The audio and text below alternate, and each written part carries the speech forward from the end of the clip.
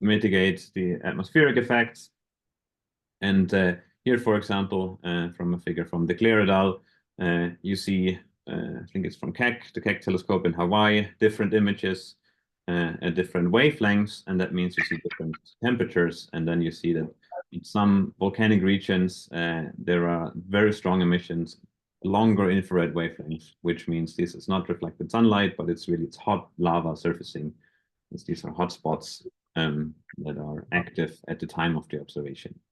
Now they take these observations from Keck and another telescope, sometimes Gemini, very frequently, and in that way you can really see how things are changing. So this is the ensemble of such images, and you have on the vertical axis, you have the different wavelengths, where I said you can see the different temperatures. You can see hotspots better and longer wavelengths. So down below here, and on the horizontal axis, you see different dates and there. So you can go through one line and say, okay, are things changing? Then actually the hotspots are changing on the surface, so erupting or fading, and there's obvious changes. And there's many of these images, and then you can go and take the images that show the hotspots and characterize the hotspots with temperature, and then create a timeline and just map this on the surface of Io to have an idea of how variable volcanic activity is.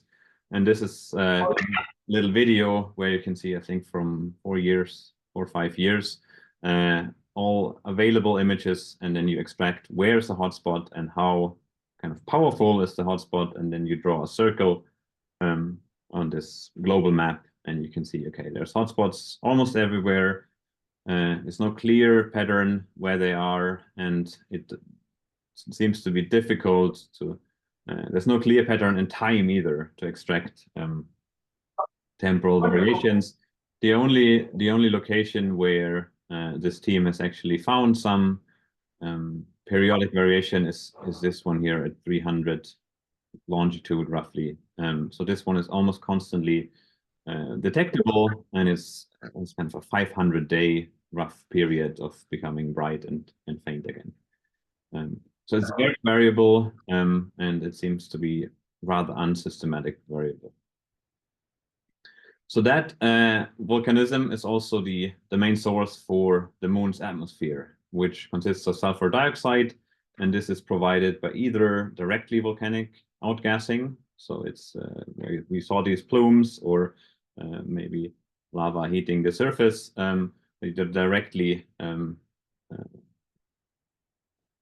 make the volatile sublime and go into the atmosphere at active locations, or you have deposits. So you have SO2 frost, and the general temperature is about minus 130 Celsius, or plus 140 Kelvin on the surface, where SO2 is mostly condensed on the surface, but then near noon, where the surface temperatures are warmest over a day, some of the deposits might sublime just from the solar illumination, and that is probably even the stronger contribution to the atmosphere on the day side.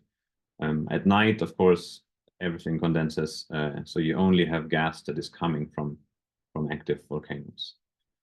And in any case, this the volcanoes provide the material that goes ultimately in the atmosphere, and you see that the atmosphere, because of this sublimation contribution, if you look on the day side, it's denser in the equator, so where this map is bright, there's more SO2, and then when you go to the poles, north and south, it gets less and less dense.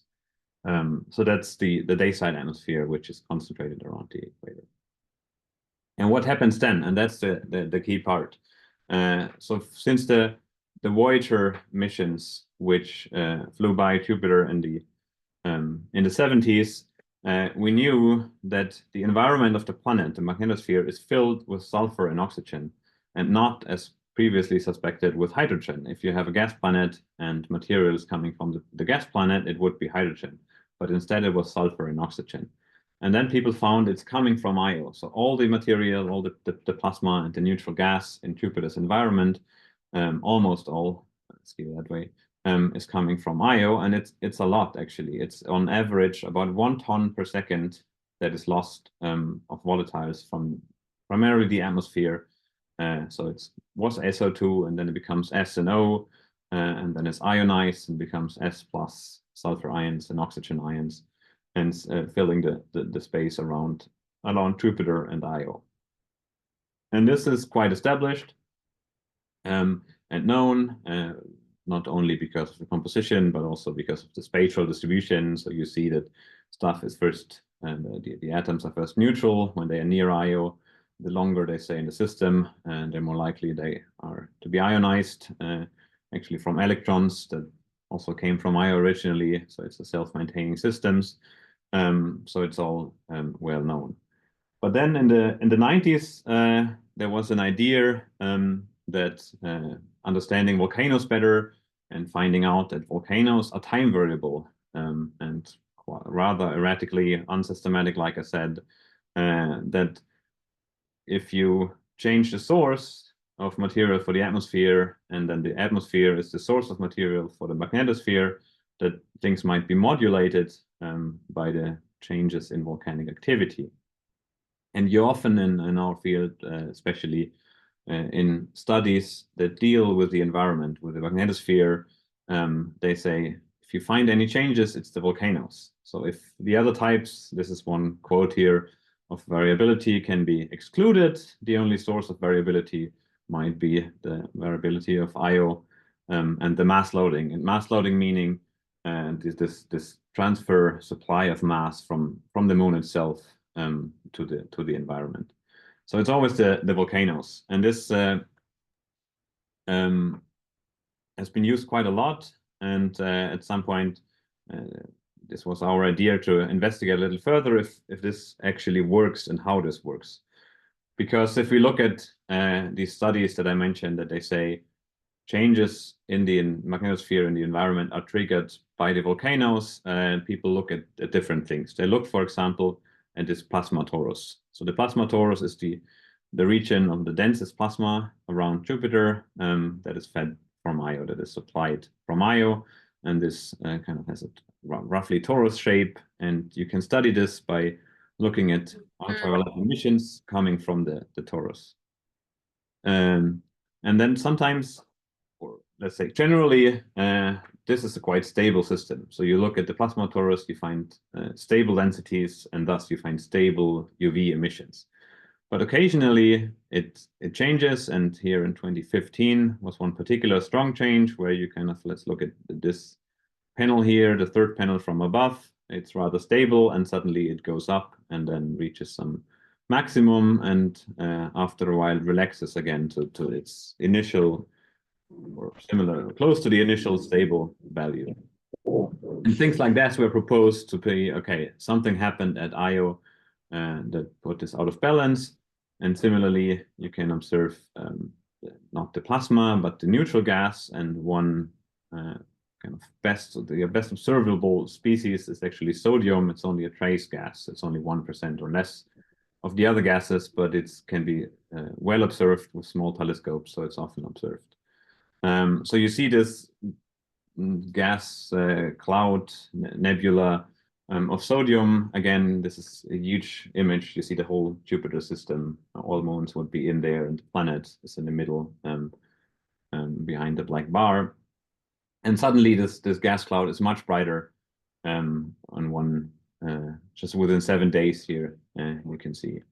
Or you can even go further and say, because if you look at the aurora, the polar lights of the planets themselves, which are governed by the processes in the magnetosphere, they change character. They are suddenly kind of diffuse and white in shape, and not very discrete and bright and narrow. And they say this relates to changes in the mass in this torus. But then people go on and say, okay, we have the basic value of 1 ton of material per second being transported from the moon to the environment. In order to trigger these changes, you need suddenly 3 to 4 tons, sometimes even more, material being lost from Io to the environment. So it's a huge change. It's a factor 4 change of an otherwise stable system. And then we ask the question, okay, how would this work? So you have the moon, and you would need to look closely what happens at the moon in order to make a change of factor 4 of an anyway quite kind of high or quite it's quite a lot of mass that is being lost from the moon anyway, and to change this by factor 4. And there's actually it's not clear how the volatiles can be lost from Io and Io's gravity. It's not obvious. There's not one process that we know of. We just know it happens because we see SO2 in the atmosphere, and on the surface, and then we see sulfur and oxygen constituents in the environment. So we looked at the different processes, and I maybe start with this one here, which might be the most intuitive. You've seen the huge plume, and you say, okay, there's lots of material being ejected up to, I said, several hundreds of kilometers. Cannot this just kind of violently escape, and then you turn on a volcano, a plume, and shoot out material?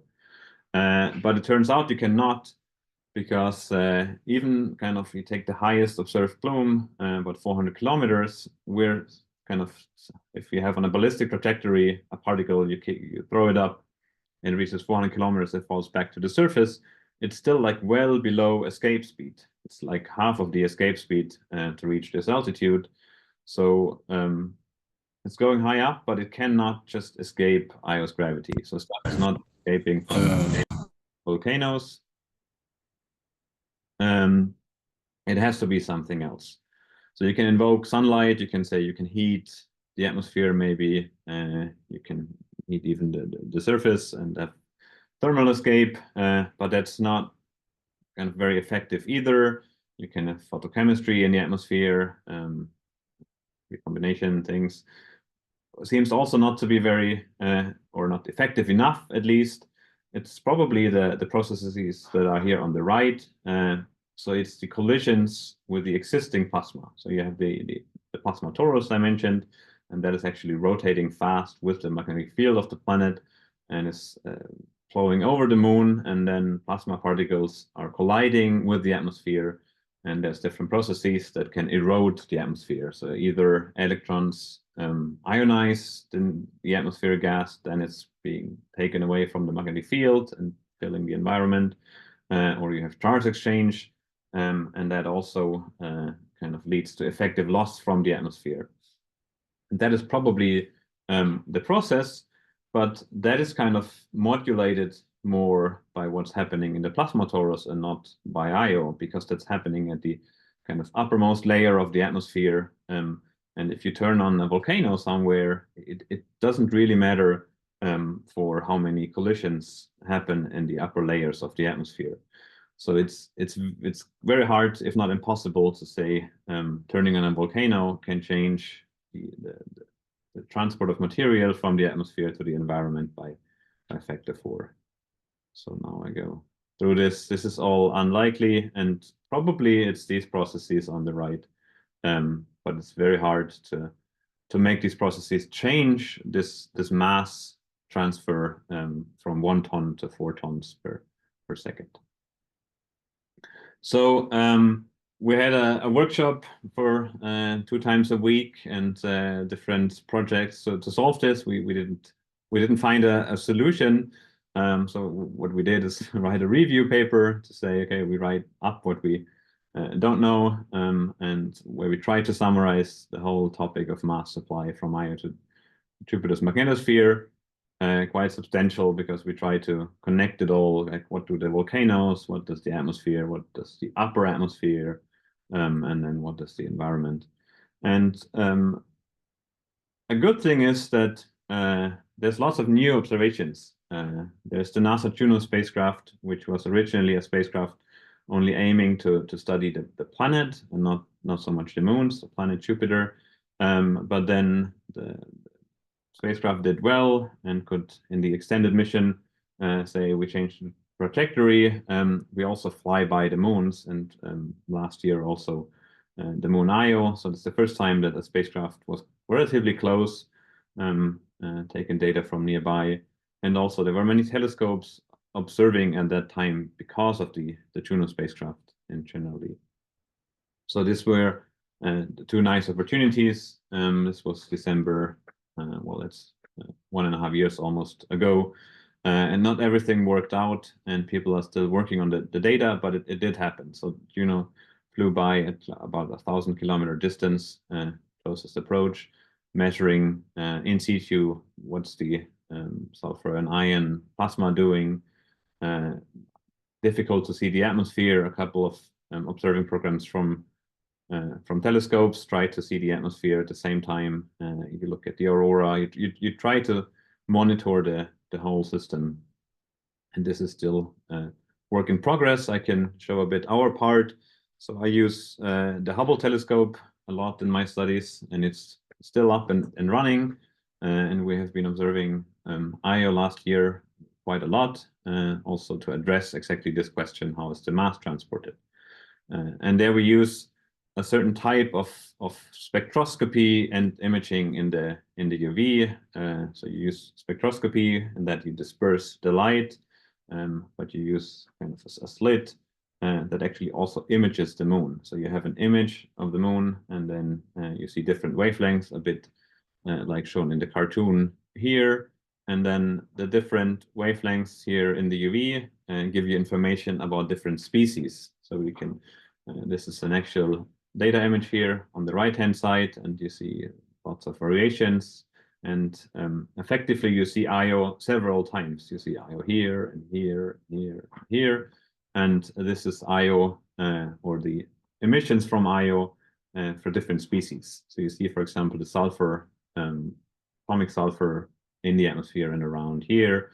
Then you see ionized sulfur, which is either the ionosphere or just the background of plasma around Io. And you see oxygen, and you even see the bound SO2 kind of through inabsorption actually at one wavelength. And the idea is then we have many images from this year, and many means like 20, 30, not hundreds.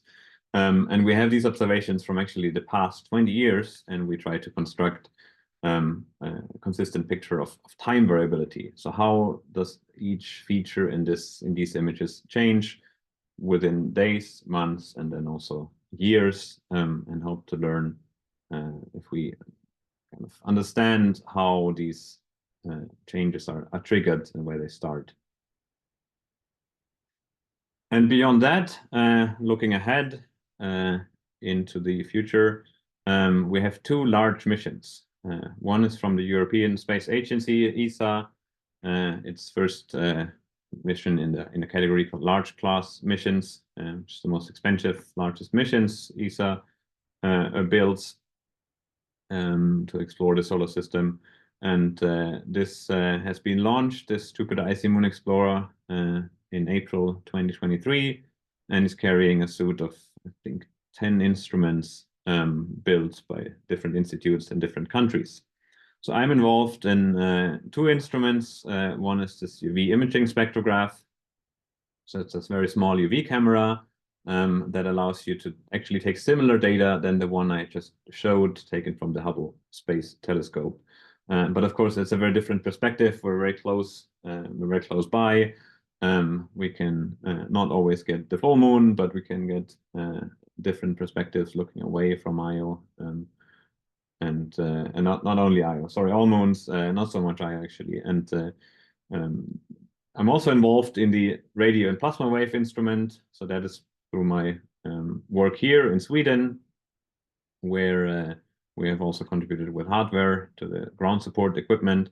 And that is an electric field antenna and a plasma probe, a Langmuir probe. So you can measure electric field and density and temperature of the plasma around the spacecraft.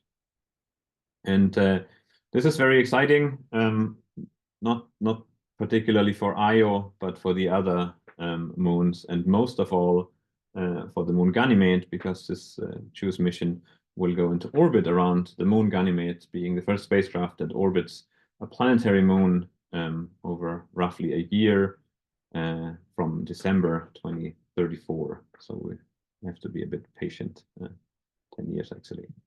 And another mission going to the moons, again, unfortunately not so close to Io, but so the neighbor moon Europa is the NASA Europa Clipper mission, with the main goal to explore this habitability, so the ocean of Europa and how it interacts with the surface. Again, with 10 instruments or investigations, doing both remote sensing with cameras, and I'm involved in the UV camera here on this instrument.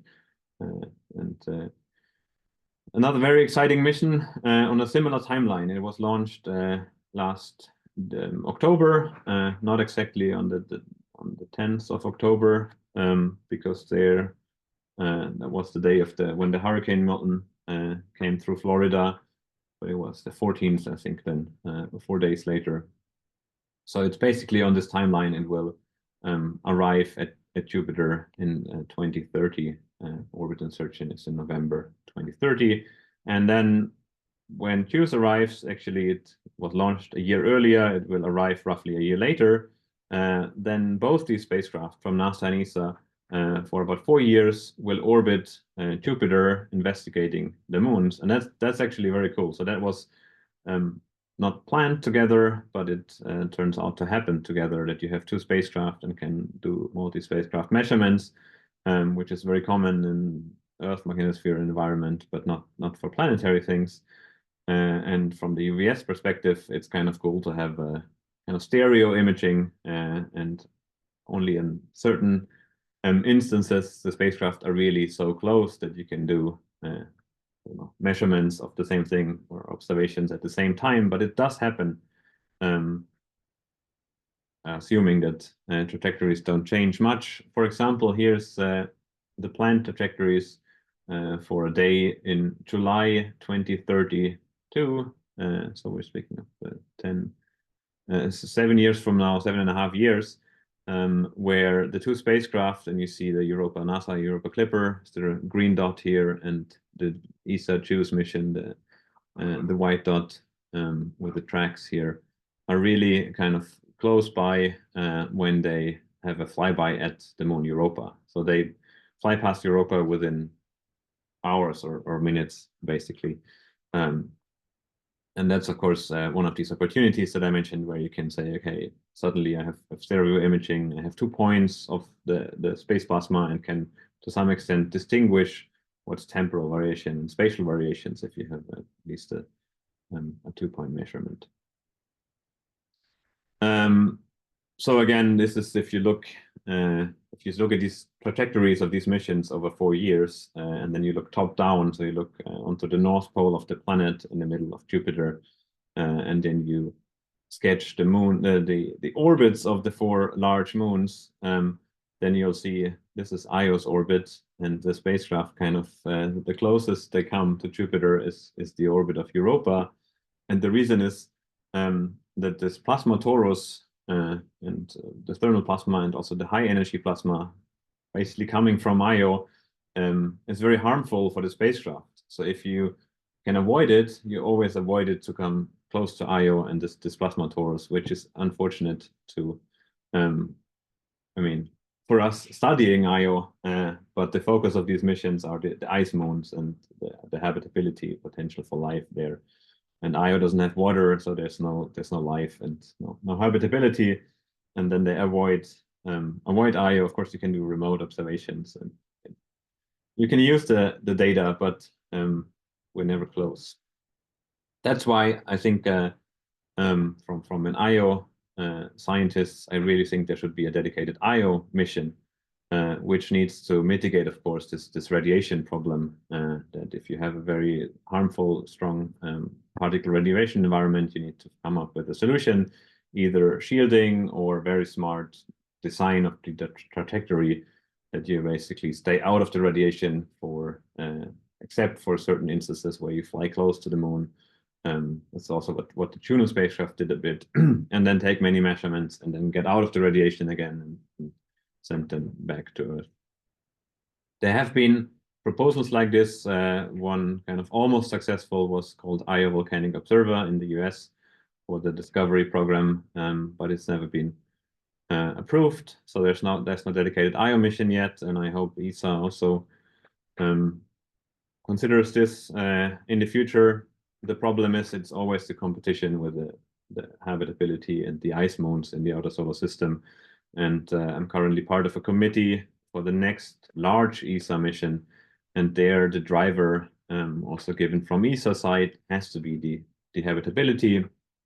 And that's why this probably goes to the planet Saturn and the moon Enceladus, which has also an ocean and eruptions, cryovolcanism from the South Pole. But maybe a smaller class mission, even on ESA side, might be possible to this moon. Okay, that's there. I'm at the end of my presentations, and I'm very happy to answer any questions you have. Thank you.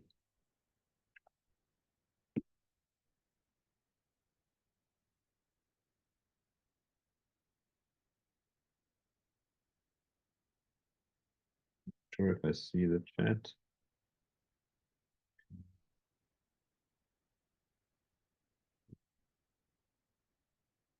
I don't hear or see.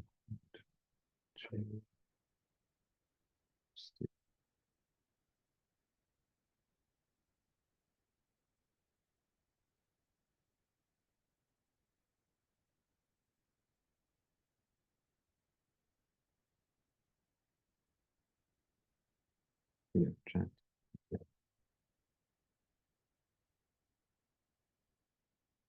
Okay, I see one question in the chat, which reads, does Io have a super volcano? That's, I mean, that would be the interesting, the definition. What would be the super volcano? I think you can you could say the visually most impressive is, of course, this. I think the plume that you see, the moon, and then kind of a plume rising to scales which are almost like the size of the object itself. Another perspective would be, and that might be the one I showed at the North Pole, and then, or either one of these, the two I showed here. These are the largest one, either this one, Twashstar, or Pelé, which doesn't look as exciting here, but it's also like 400 kilometers high. But on the other hand, you can also say, if you look at the infrared, and there's sometimes extreme events, and we don't see a plume then, we only have the infrared signal. So we only know there's extremely hot lava surfacing. So there's suddenly, from one day to the other, I don't know, 1,700 Kelvin lava coming out to the surface. And I think there you can convert that into some power, and it's kind of extreme power in form of heat that is being emitted. There were some extreme events, but it's not that we know that there's one place where these extreme events always happen, and not when and all. That I would say probably is the most powerful. There's more power in the thermal emission than in the volcano, in the plume.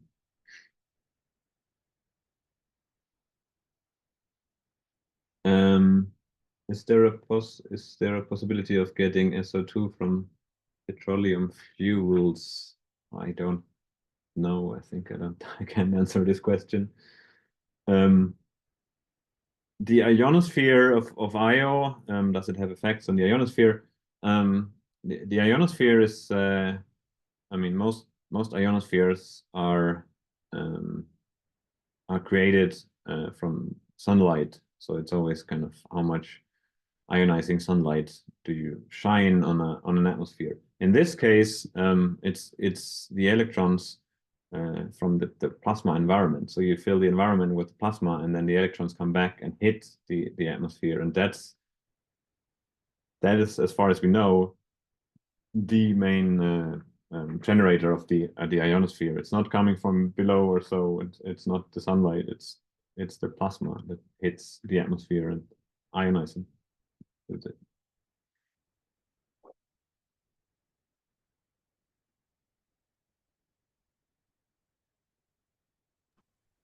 Okay, thank you, Prof.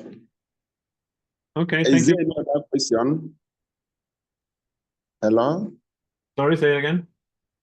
I say, is it okay? There is a question from Julius Matthew. Okay, Julius. Okay.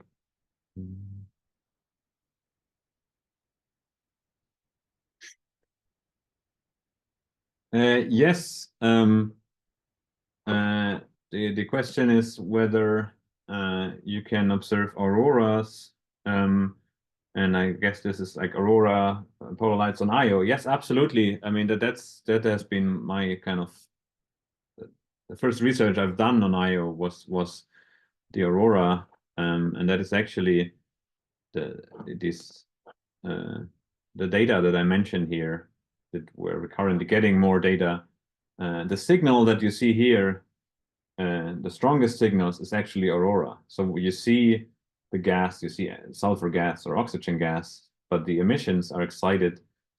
Again, the electrons from the plasma hit the atmosphere and not only ionize it, but also excite it. And in that sense, is aurora, as the definition of aurora being atmospheric gas that is excited by particles that come from space. And it's a bit different than the Earth aurora, where you kind of have a shape of the magnetic field of the Earth, and then they funnel the charged particles from space.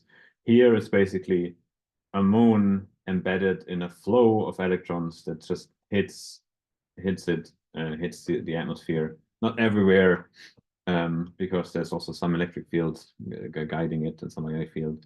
But it's a constant stream of electrons hitting the atmosphere and also exciting aurora. The number of volcanoes, another question. I think if you count the volcanic sites, kind of the distinct volcanic sites where you can see some form of activity, it's around 500 and up. If you count the places where plumes have been found, so where stuff is lofted from the surface, it's more like 30 or 50 or so, but it's many. So there's no the crust doesn't maintain kind of volcanic mountains particularly. So you cannot walk or much around Io and see volcanic craters, because that's not how the volcanic works. There's no plate tectonics. It's basically fractions in the crust, where you either eject gas or lava, but it's not building up mountains. So you in that sense, you couldn't define the number of mountains that are volcanoes, but rather we see where on the surface there is activity.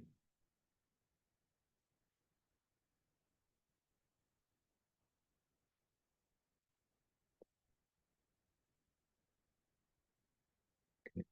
Questions are pouring in. What are volcano deposits and the deposits of the plasma torus? The volcano deposits are mostly SO2 and then long chain sulfur. And as for the sulfur, the pure sulfur, so S2, S8, this is still in the atmosphere. It's a trace species, so it's not important. It's mostly SO2 that is kind of the volatile that does the mass supply, and not other sulfur.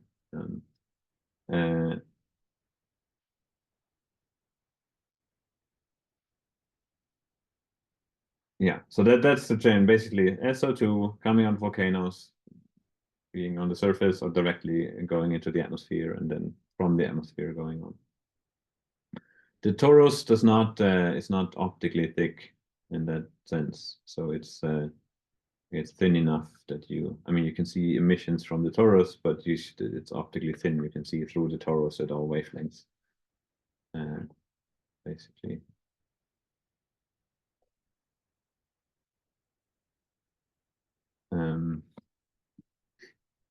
Yes, I think I would encourage everyone to write me an email if you're more interested, and then we continue there. And I'm happy to see the interest here. But I think I stop here and don't go into details. Please write me an email. That is okay. Okay. Thank Okay, thank you. Thank you so much, Professor Lawrence.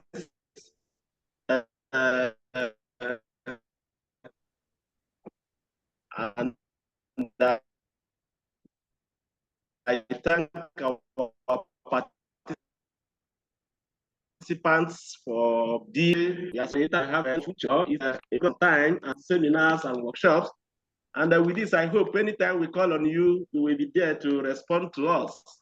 So on this, I thank you so much for making our time and for making this awesome presentation to this group. And we hope that we will collaborate more in the future. So thank you so much. And I thank all the participants for being here. Thank you. Thank you. Great, thanks.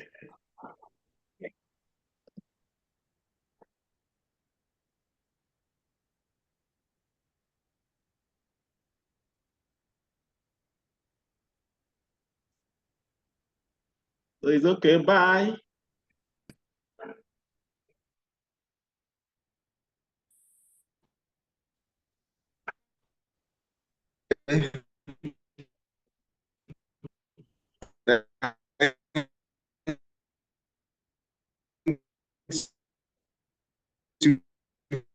FAST4Future.